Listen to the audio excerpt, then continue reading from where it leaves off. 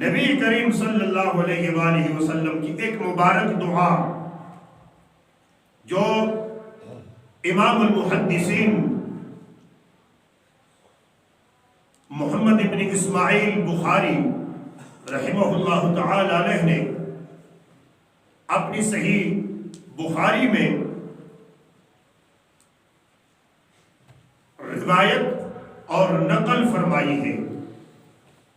ام المؤمنین حضرت عائشہ صدیقہ رضی اللہ تعالی عنہ بیان کرتی ہے، قربان جاؤ اما عائشہ صدیقہ رضی اللہ تعالی عنہ کی عظمت کو سلام، آپ کے مرتبہ و مقام کو سلام۔ آپ ہماری ماں ہیں، ہمارے نبی کی لاڈلی اور پیاری بیوی محترمہ ہے۔ آپ روایت کرتی ہے، آپ بیان کرتی ہے کہ نبی رحمت، نبی آخر الزمان صلی اللہ علیہ وآلہ وسلم یہ دعا کیا کرتے ہیں۔ سنیں آپ بھی، میں وہ دعا عربی میں نہیں پڑھتا، اردو میں پڑھتا ہوں تاکہ ٹائم بھی بچ جائے اور آپ کو سمجھ بھی آ جائے۔ اے اللہ میں سستی سے تیری پناہ مانگتا ہوں۔ اے اللہ میں سستی سے، یہ سستی بہت بری چیز ہے۔ سستی کوئی معمولی بلا نہیں ہے، معمولی کم بختی اور بدنصیبی نہیں ہے۔ سستی بہت بڑی کم بختی، بڑی بدنصیبی، بڑی بدقسمتی ہے۔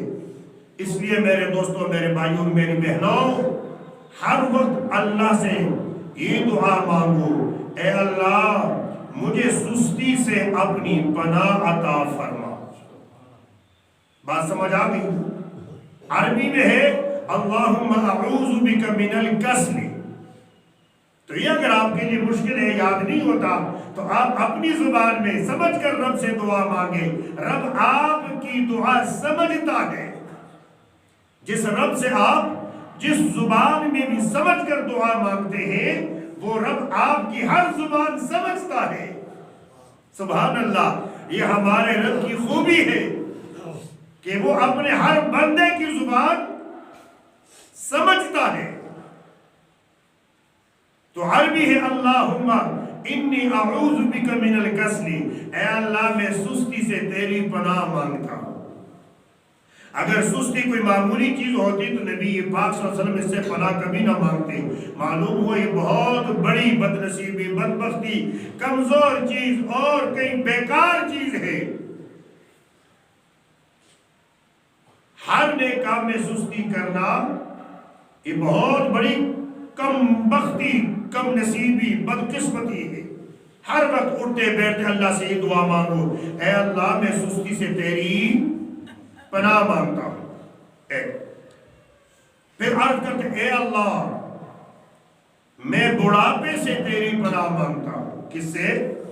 بڑھاپے سے۔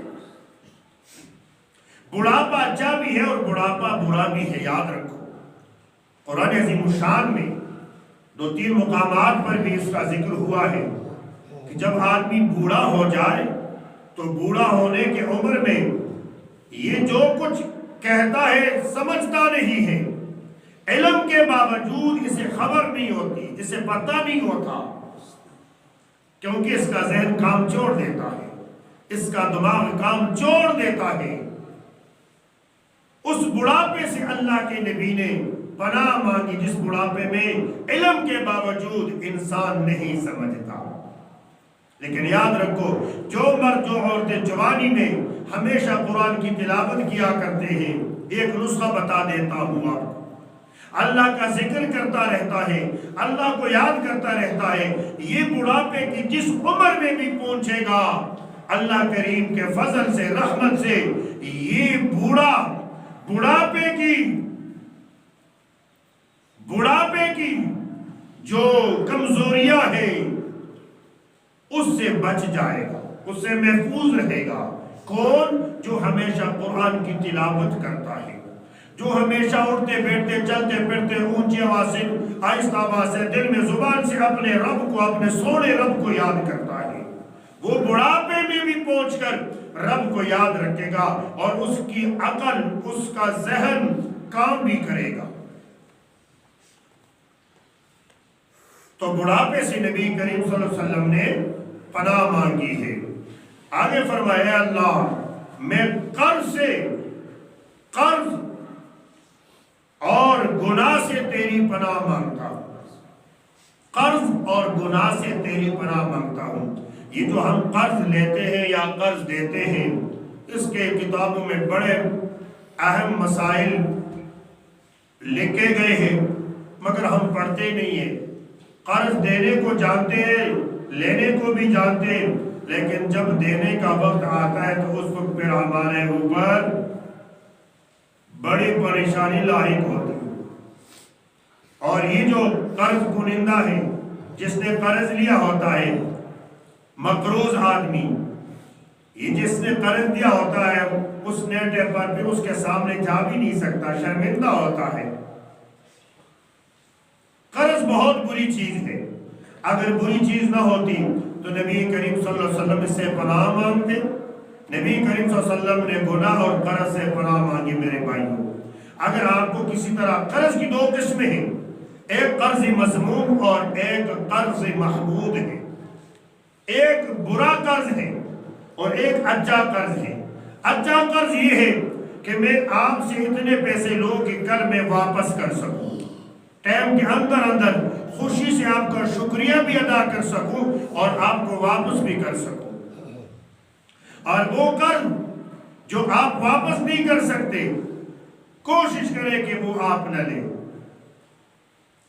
حرام نہیں، ناجائز نہیں، مذموم ہے، مناسب نہیں ہے، لیکن اگر کوشش کیا جائے، صبر کیا جائے، اس قرض مذموم سے اگر بچا جائے، جس کی واپسی کا پھر بندوبست نہ ہو، پھر آپ راستے تبدیل کرتے رہے، چکتے رہے اور اپنے اس بھائی کے پاس جس نے آپ کو قرض دے اس کے سامنے نہیں جا سکے، تو پھر قرض نہ لینا بہتر ہے۔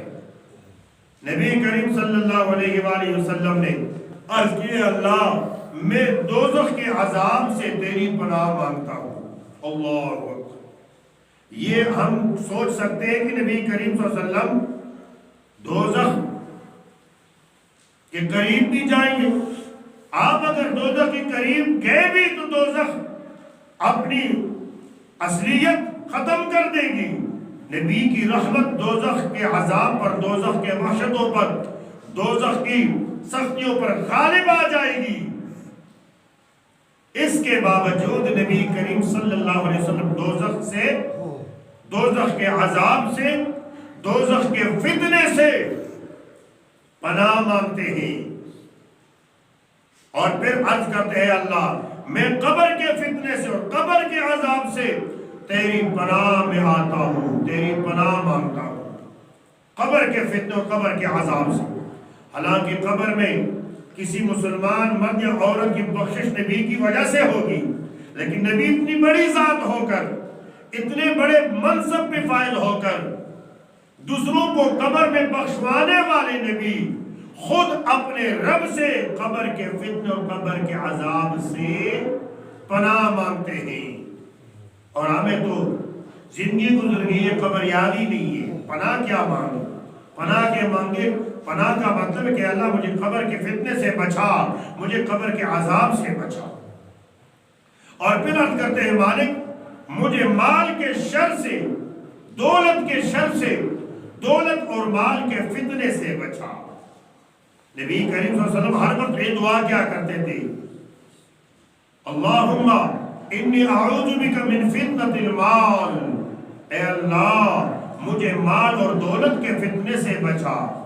ہم تو فتنے کی دعا کرتے نہیں، ہم تو صبح و شام کرتے ہیں، اللہ مجھے مال دے، اللہ مجھے دولت دے، اللہ مجھے دولت دے، یا اللہ مجھے پیسہ دے، یا اللہ مجھے اتنا دے، اتنا دے۔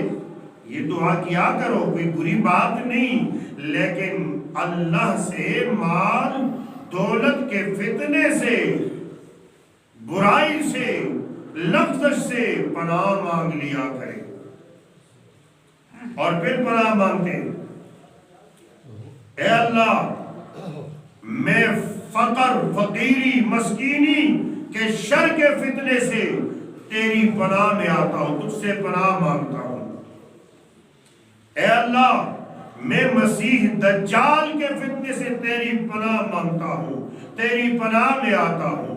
مسیح دجال، مسیح کے معنی ہے کانا اور دجال کے معنی ہے دھوکے باز۔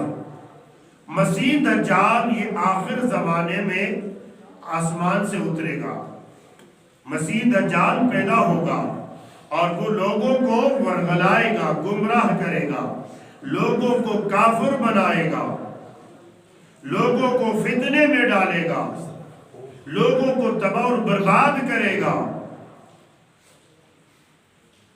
نبی کریم صلی اللہ علیہ وآلہ وسلم کو دجال خراب نہیں کر سکتے تھے، نعوذ باللہ آپ کے قریب بھی نہیں جا سکتے تھے۔ نبی کریم صلی اللہ علیہ وسلم کے ساتھ جو شیطان پیدا ہوا تھا، حدیث میں ہے کہ نبی کریم صلی اللہ علیہ وسلم نے اس شیطان کو بھی مسلمان بنایا کہ جائے کہ کوئی اور طاقت نبی کریم صلی اللہ علیہ وسلم کی طاقت کو کمزور کر سکے۔ یہ ہمارا عقیدہ ہی نہیں، ہمارا ایمان ہی نہیں۔ نبی کریم صلی اللہ علیہ وسلم کی طاقت ہر غلط طاقت پر غالب ہے اور ہر غلط شیطانی طاقت مغلوب ہے میرے آقا علیہ السلام کی طاقت کے سامنے۔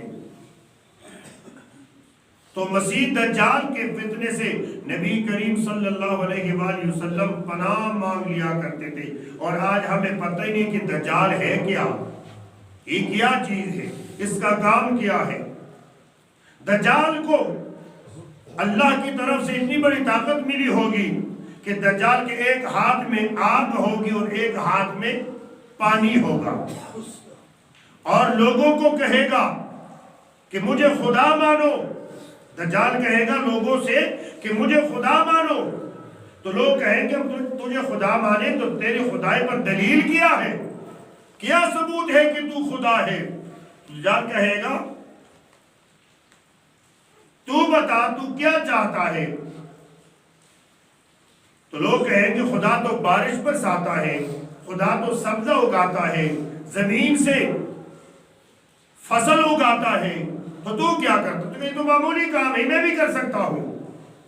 تو وہ بارش بھی برسائے گا، سبزہ بھی اگائے گا، جو کچھ اسے پوچھا جائے گا وہ دجال وہ کر کے دکھائے گا، اتنی طاقت ہوگی اس کے پاس۔ اور جو اس کی بات نہ مانے وہ کہے گا میری بات اگر تو نے نہیں مانی تو یہ میرے ہاتھ میں آگ دیکھو، تجھے اس میں ڈال دیا جائے گا، اور اگر بات مان لی تو یہ پانی دیکھو، تجھے پانی میں ڈالا جائے گا، تو بچ جائے گا اس آگ سے۔ تو میرے آقا علیہ السلام نے 1400 سال پہلے فرمایا کہ لوگوں اس کے ہاتھ میں جو آگ ہے حقیقت میں یہ پانی ہے، اور اس کے جس ہاتھ میں پانی ہے حقیقت میں یہ آگ ہے۔ اس کی کسی بات کو ماننا نہیں، یہ دجال ہے۔ اور اس کے ماتھے پر لکھا ہوگا کاف فے کاف الف فی ری، کاف ہے ایک حرف کے ساتھ، حروف تہجی کے ساتھ، اور اس کی ایک آنکھ انگور کی طرح نیلی اور ابری ہوئی باہر نکلی ہوئی ہوگی۔ یہ اس کی علامت میرے آقا علیہ السلام نے بیان فرمایا۔ اس دجال سے نبی کریم صلی اللہ علیہ وسلم پناہ مانگ لیا کرتے تھے، اور آج ہم بھول گئے کہ دجال کیا چیز ہے۔ میرے بھائیوں، دجال کا فتنہ بہت سخت ہے، بہت بڑا فتنہ ہے۔ خود اس بات سے آپ اندازہ کریں کہ جس کے فتنے سے نبی کریم صلی اللہ علیہ وسلم جیسی ذات پناہ مانگ لے تو اس کے آگے اور کسی کو ورغلانا گمراہ کرنا کیا مشکل ہے، کیا مشکل ہے۔ اس لیے ہر وقت نماز کے بعد اٹھتے بیٹھتے چلتے پھرتے مسیح دجال کے فتنے سے اللہ کی پناہ مانگ لیا کریں۔ مسیح دجال کے اس عظیم فتنے سے آپ کو سوائے اللہ کی طاقت، سوائے اللہ کی ذات اور کوئی نہیں بچا سکتا۔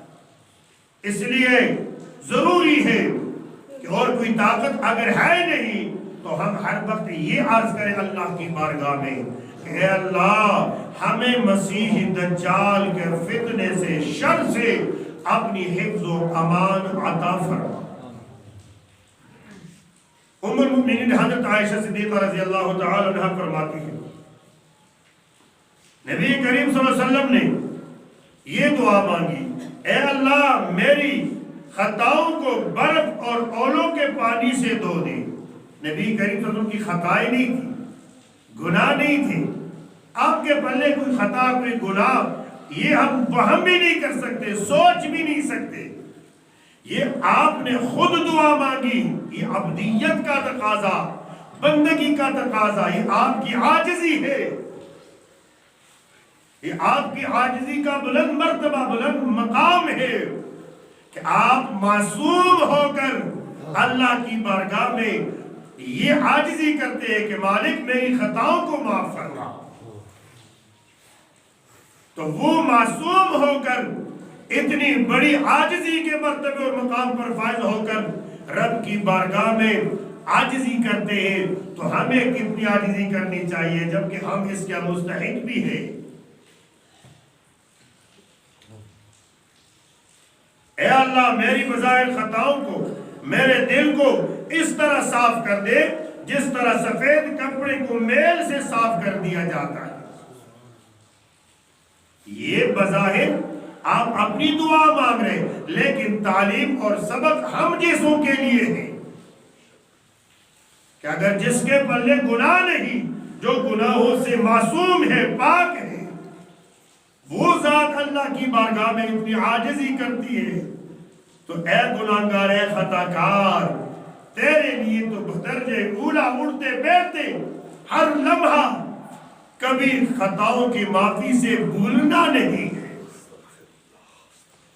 اے اللہ میری اور میرے خطاؤں کے درمیان اس طرح دوری کر دے جس طرح تو نے مشرق اور مغرب کے درمیان دوری کر دی ہے۔